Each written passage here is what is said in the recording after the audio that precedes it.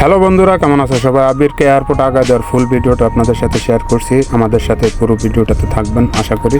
তারপর আমরা সবাই গাড়িতে বসলাম।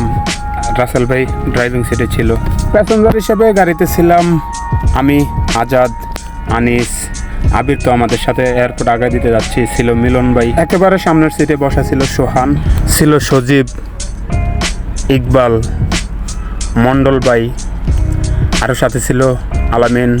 গাড়ির ভিতরে একটু আলো স্বল্পতার কারণে সবার চেহারা ততটা ক্লিয়ার বোঝা যাচ্ছে না, কিন্তু আমরা এয়ারপোর্টের পথে রওনা হয়ে মাঝখানে এই ভিডিওটা করা।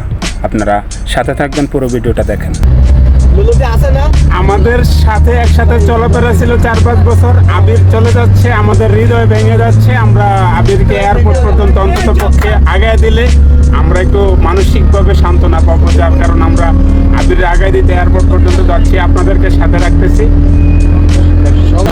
আমরা অলরেডি এয়ারপোর্টে এসে পড়েছি। গাড়ি থেকে নামছে আবির।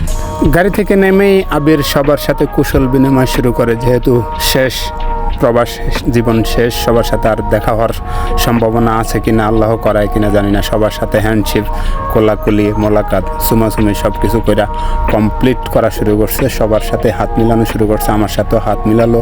এবং ইকবাল তো মাল সামান নিয়ে দাঁড়ানো আছে, যেমন ইকবাল চলে যাচ্ছে এরকম ভাবে একটা ভাব নিয়ে আমার সাথেও হ্যান্ডশেক করে ইকবাল যাওয়ার বিদায় নেওয়ার চেষ্টা করতেছে। বাটফারি হিসাব নিকাশ। মন্ডল ভাইয়ের সাথে হ্যান্ডশেক। মন্ডল ভাই তো কোলাকুলি করে ধরছে তো ধরছে, আর ছাড়ার কোনো নামগন্ধ নাই।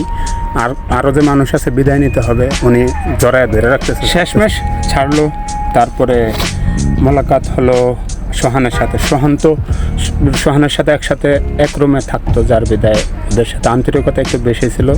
কোলাকুলি এমন পর্যায়ে করা, খুব কান্নাকাটি অবস্থার পর্যায়ে চলে গেছে। যাই হোক, শেষ মুহূর্তের বিদায় বেলায় আবির মোটামুটি খুবই মর্মাহত ছিল, কান্নাকণ্ঠ ছিল। সবার কাছ থেকে বিদায় নিল আলামিন ভাই, আমি, তারপরে ইকবাল তো এই পর্যন্ত 6 বার মোলাকাত করছে। যাই হোক, তাড়াহুড়ার মাধ্যমে আমরা ভুলে গিয়েছিলাম যে ওর টিকিট কয়টা বাজে, কি আসে বিষয়ে বিমানের একটু খোঁজখবর ইনফরমেশন জানতে হবে, তথ্য কেন্দ্রে যেতে হবে। পরে আলামিন ভাই এসে মনে করায় দিল, আবির সাথে সাথে দৌড়ে তথ্য কেন্দ্রে গেল, একটু ওখান থেকে টিকিটের কনফার্মেশন কখন কি একটু জেনে নিশ্চিন্ত হয়ে আবার আমাদের কাছে ফিরে আসে।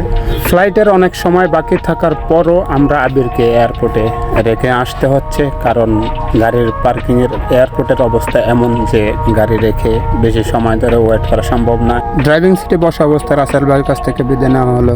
এদিক দিয়ে সজীব একটু ভাব নিচ্ছে মাল সামান নিয়ে, পাসপোর্ট টিকিট হাতে নিয়ে। লাস্টের এই সিনারিটা খুবই কষ্টের ছিল। দৌড়ে আইসা গাড়িতে উঠি আমরা। শেষ মুহূর্তে আমি আরেকবার হাত মিলাই আবিরের সাথে। এরই সাথে আবিরের সাথে শেষ দেখা হয়। আবির টাটা দিচ্ছে। সবাই একটু পেজটা ফলো দিবেন, লাইক, কমেন্ট, শেয়ার করবেন। পুরো ভিডিওটা দেখার জন্য আপনাকে অনেক অনেক ধন্যবাদ। আসসালামু আলাইকুম।